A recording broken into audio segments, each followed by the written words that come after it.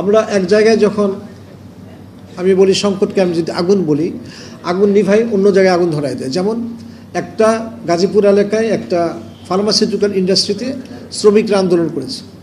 এই আন্দোলনের দাবি কিন্তু আমার কাছে আসে নাই। ফেসবুক বা হোয়াটসঅ্যাপ কিন্তু অফিসিয়াল করেসপন্ডেন্স না। আমার কাছে কেউ দেখা করবে, মাননীয় উপদেষ্টার সঙ্গে দেখা করবে, দাবি দেওয়া দেবে, আমরা পরীক্ষা করব। তারা রাস্তা বন্ধ করে দিয়েছে। আমরা তাদেরকে যেভাবে হোক আমাদের সীমিত স্বার্থে, আপনারা জানেন যে পুলিশ এবং আনসারের আমাদের অপ্রতুলতা আছে। কেন আছে আপনারা জানেন। আমরা চেষ্টা করেছি, তারা কিন্তু ওখানে জ্বালাও পোড়ার রাস্তা বন্ধ করতে পারে নাই। বিশ্বমানের Thermex rod, Salam steel Thermex, দেশের একমাত্র থার্মিক্স রড। তাদের একটা অ্যাসোসিয়েশন আছে, BAPI, Bangladesh association of pharmaceutical industries. তাদেরকে আমরা ডেকে বলেছি যে এরা বলেছে বাপি আমাদের দাবি মেনে নিলেই আমরা ধর্মঘটে যাব। বাপি বলছে যে তাদের যা দাবি আর্থিকভাবে এটা প্রতিপালন করা সম্ভব। তাহলে মিনিস্ট্রি কীভাবে 24 ঘন্টার মধ্যে 16 বছরের সমস্যার সমাধান করবে? টাকা লাগবে তো।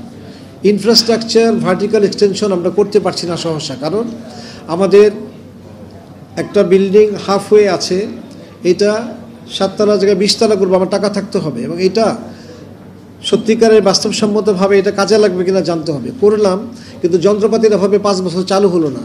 আপনারা কি চান এই ধরনের আমরা খরচ করি? তাহলে আমাদেরকে পুরো বিষয়টা রিকাস্ট করতে হবে, অনেক জায়গায় যেতে হবে। আমার ক্ষমতা খুবই সীমিত।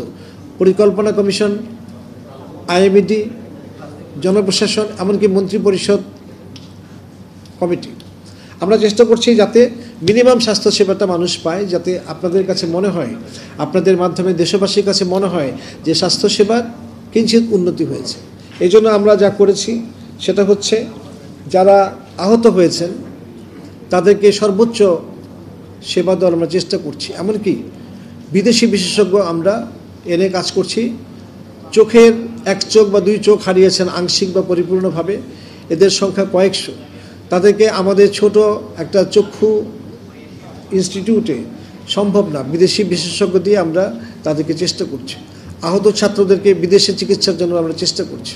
এমনকি আমাদের সাথে, আমাদের আওতায় না এরকম একটি সরকারি প্রতিষ্ঠান তাদেরকে বিনামূল্যে টিকিট দিয়েছে, বাংলাদেশ বিমান।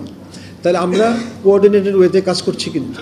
এবং এই ছাত্র ভাইদের বিনা চিকিৎসায় বা অবহেলায় কেউ মারা গেছে, এটা জাতির কাছে আমরা এর দায়ভাগ নিয়ে পার পাবো না। কারণ হচ্ছে এটা আমাদের দায়িত্ব। আমাদেরকে বিমানের মতো কেউ যদি এগিয়ে আসে যে আমরা চিকিৎসা ব্যয়বহুল অংশটা আমরা বহন করব, সেটা আমাদের জন্য সৌভাগ্য। যদি না করে, তাহলে যারা খুবই জরুরিভাবে বিদেশে যাওয়া দরকার আমরা ব্যবস্থা করব।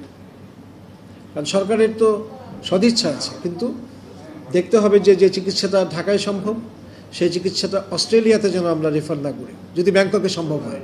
এখন আমাদের মধ্যে অনেকগুলো লিমিটেশন আছে। একটা হচ্ছে যারা বিশেষজ্ঞ তারা বলছেন যা, বাস্তব কিন্তু তা না।